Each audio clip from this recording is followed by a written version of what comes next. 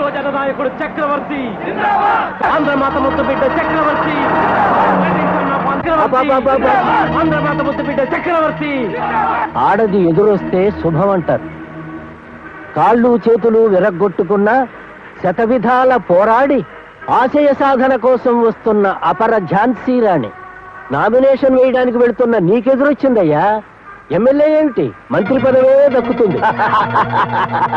రేపు నువ్వు హోంమంత్రివైతే ఏ చేత్తో నీకు సంకెళ్లు వెయ్యాలని చూసిందో ఆ చేత్తోనే నీకు సెల్యూట్ కొడుతుంది. కాబోయే మంత్రి చక్రవర్తి, యువజన నాయకుడు చక్రవర్తి, కాబోయే మంత్రి చక్రవర్తి, చక్రవర్తి, చక్రవర్తి, చక్రవర్తి, చక్రవర్తి, చక్రవర్తి. నీచుడు ఏ పని మొదలు పెట్టడు, మధ్యముడు మొదలుపెట్టి మధ్యలో వదిలేస్తాడు, ఉత్తముడు చివరిదాకా పోరాడి విజయం సాధిస్తాడు. ఇది నా మాట కాదు, భర్తృహరి సుభాషితం. Good morning madam. Good morning. మీ క్లబ్ కు రోజు మెంబర్స్ ఎవరెవరు వస్తారో మీ బుక్ లో ఎంటర్ చేస్తారనుకుంటాను. Yes madam.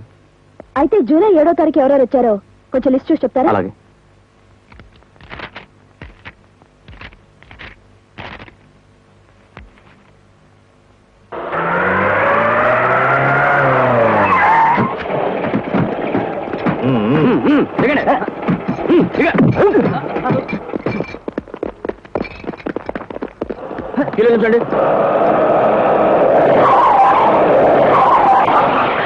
ఏమిటండి అన్యాయం? మా పిల్లలు ఎందుకు అరెస్ట్ చేసి తీసుకొచ్చారు?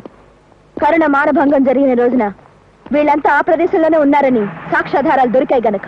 అలా అయితే రోజు రోడ్డు మీద ఎన్నో నేరాలు చూస్తుంటాం. చూసేవాళ్ళంతా ముద్దాయిలు అవుతారా? చూస్తే ముద్దాయి కాదు, నేరాన్ని చూసి చెప్పకపోతే ముద్దాయి, నేరస్తుని రెచ్చగొడితే ముద్దాయి. అయినా కరుణ మానభంగం కేసు కోర్టులో ఏనాడో కొట్టేశారు. ఇప్పుడు కొత్తగా ఈ కేసు ఏమిటి? ఆ కేసు చక్రవర్తి మానభంగం చేశాడని, ఈ కేసు చక్రవర్తి మానభంగం చేయడానికి మీరంతా కారణమని. నేరం చేసిన వాడితో పాటు నేరాన్ని ప్రోత్సహించిన మీరు కూడా శిక్షార్హులే అవుతారు. వస్తే వైజంతి, నా మీద కోపంతో నా కొడుకు మీద కేసు పెడతావా? వాడు జైలుకి వెళితే మీ నాన్నని ఇంటికి తీసుకెళ్ళచ్చు అనుకుంటున్నావా? ఇదిగో యాభై, వాడిని వెంటనే వదిలిపెట్టకపోతే నా ఒంటి మీద కేసు లేకపోతూ చెప్తాను. గట్టిగా అనుకో, ఆత్మహత్య నేరం ఆ పాయింట్ మీద నిన్ను చూసేస్తుంది.